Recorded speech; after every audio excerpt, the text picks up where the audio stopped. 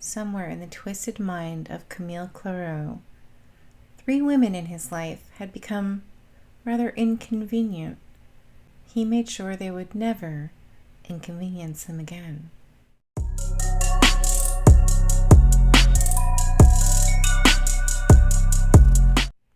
On July 4th, 1987, Lise Roy married her murderer.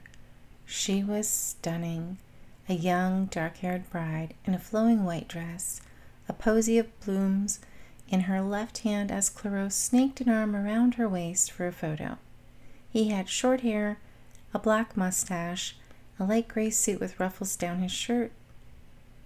They lived together at 1535 Heatherington Road, Unit 153.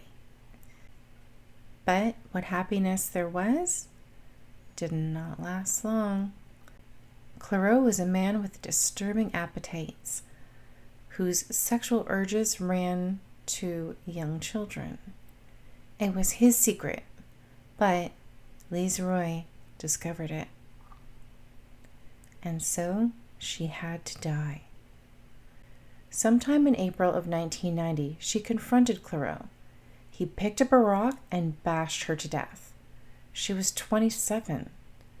Come nightfall, he buried her body in their backyard. In the morning, neighbors saw a brand new vegetable garden. Tomatoes grew in the dirt, roots reaching down to her bones, wrapped in butcher's paper. Jean Rock met her killer in June of 1992. She was young and troubled, prone to seizures, and continually had fights with her family members. Her relationship with Cleroux was stormy, always breaking up and then making up.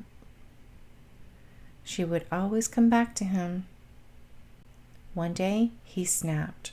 Walking through the woods near Fairley Crescent on a fall day in 2003, he picked up a rock and bashed her head in, burying her where she fell in a shallow grave. Paula LeClaire had a view to kill for. She and Cleroux were neighbors in a Heatherington high-rise. She lived in 907. He was in apartment 802. But her unit was better suited to his stuff, and the view overlooked the Fairley Woods.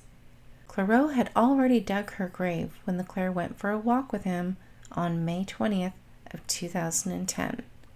He pulled out a 6-inch knife, pushed her towards the grave, stabbing her in the back. He then picked up a rock and caved in her skull. Hey guys, welcome to my channel. It's Sandy here, bringing you another twisted and disturbing true crime case. When I found this case, I was like, shut up, no. So I have to share with you. It's just so... What? Just stick with me, okay? Lise Roy, Jean Rock, and Paula LeClaire. 3 women, 3 bodies, 3 victims. 3 life sentences for murder. Lise was killed in 1990, her bones wrapped in butcher paper and buried beneath a tomato garden that seemed to materialize just overnight. Cleroux had bludgeoned her to death with a rock. Much of her remains, including her skull, have never been found. Jean was murdered sometime after August of 2003. Jean and Cleroux had an 11-year on and off again relationship. It was rather rocky, but she always seemed to come back. Cleroux admitted to police that she had pissed him off one too many times, so he took her for a walk and he beat her with a rock. He buried her right where she fell, in a shallow grave near Kiwanis Crescent. Discovered human remains in Ottawa's South End. Police aren't releasing much information. However, they do say the search in the area is part of an ongoing investigation into accused serial killer Camille Cleroux. Investigators found the remains in brushland south of where Walkley and Heron Roads meet, and that's where David Giroux is now, standing by live with an update. So, David, what can you tell us? Well, Lucy, police are still here on scene at this hour, and the search continues in those woods behind me. There's no word yet on how late police plan to search tonight. The interesting thing is, this isn't the first time investigators have combed these woods. They found a body here back in 2010, shortly after Camille Cleroux was arrested. And the news that this search is connected to the accused serial killer has some people hoping that the missing body of one of his alleged victims has finally been found. To conceal the crime, Cleroux actually paid someone $10 per letter. They handwrote letters similar to Jean's handwriting and sent them to her father. Cleroux then hand-delivered the letters to Jean's father. This went on from 2004 to 2010.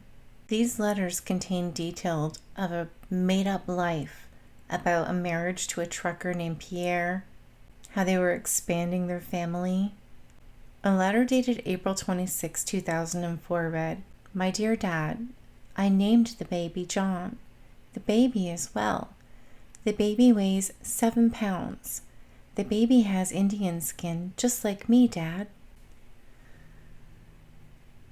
Cleroux even enclosed pictures of these children with the letters.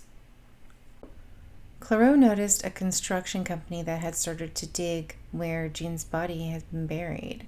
So he went and dug her up and then buried her somewhere else close by. But this time he noticed that animals were disturbing her grave, so he picked up her bones and put them in a purple mesh bag. I guess he was visiting? It was the summer of 2006, and Cleroux planned to dump that purple mesh bag into Dow's Lake. But there were just a few too many people there for his liking, so he went over to Albion Road and Bronson Avenue and dumped her remains into a canal there. Fortunately, her remains were recovered in 2006 when the canal was drained. Investigators trudged in and out of these woods for most of the day. They were searching 2 sites in the area and doing a lot of digging in the bush. Shortly before 11 this morning, the coroner arrived, and then just before noon, police confirmed they'd found human remains. Soon after the news, this woman who says she was a friend of Jean Rock rushed to the scene. She last saw Rock in 2003 and hasn't heard from her since. The unfortunate part here is that Jean's remains were not linked to her because she hadn't been reported missing. Remember, he's having this imposter write letters to her father, and they think all is well. And now she's a Jane Doe. Twisted little Cleroux here decided to kill Paula LeClaire because her apartment had a really nice view. He also thought that his stuff would fit better in her apartment. And then there was the added fact that it was rent controlled. The only problem was Paula had no intention of moving out of her apartment. So Cleroux did what he does best, and he took her for a walk, and he took her for a walk into the woods. And we know where that's going. She ended up deceased, bludgeoned to death by a rock. And then he moved in. Cleroux was under the impression that Paula didn't have any family. So it was quite a shock to him when he got out of the elevator and saw her son standing in his newly acquired apartment. Her son said that he opened the door and he didn't recognize anything in the apartment. All of her stuff was gone. Everything there belonged to Cleroux. Cleroux steps out of the elevator, walks up to Paula's son, and he says that, well, she's gone away on vacation and she gave me the apartment. Now, sir, if you wouldn't mind, please hand over that key. Paula's son went straight to the cops and they arrested Cleroux. Before the interview was even over, Cleroux had confessed to killing Paula. Camille Cleroux used to live not far from here. Jean Rock was one of his former wives. He's been charged with her murder, but her body was never found. He's also accused of killing his former neighbor, Paula LeClaire. Her body's been found, as has that of his former wife, Lise Roy. Her body was found by landscapers when they were digging up this backyard in the fall. It wouldn't be until 2010 that Cleroux would be arrested and charged with Paula's murder when her remains were found in a wooded area. It's said that Cleroux, doing what he does best, took Paula on a walk in the woods, where previously he had already dug her grave, unbeknownst to her. When they got to the site, he stabbed her repeatedly until he thought she was dead, and just to make sure, he bludgeoned her with a rock. After he was taken into custody, Cleroux was charged in the deaths of 2 former wives. Lise disappeared in 1990, and Jean was last seen in 2003.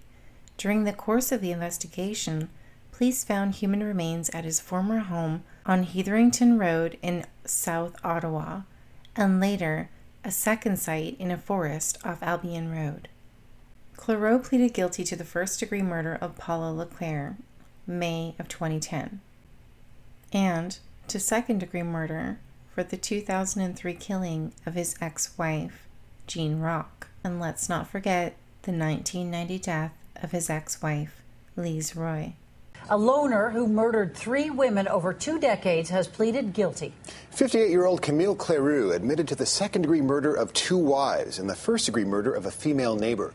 Simon Gardner was in court today and joins us now live with the latest. Simon.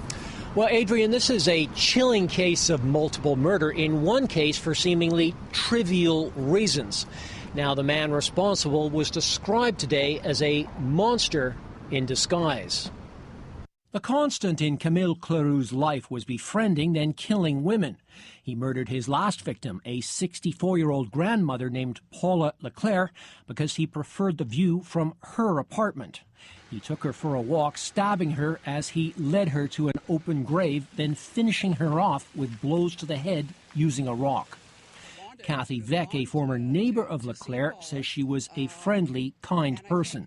Just her good nature, and probably because she was the only person in the building that likely even bothered to give Mr. Cleroux the time of day, that's probably what was her demise in the end. The other 2 victims were both Cleroux's wives.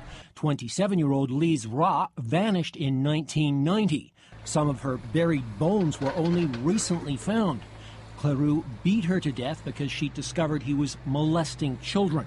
His second wife met the same fate. Her bones were also only recently discovered.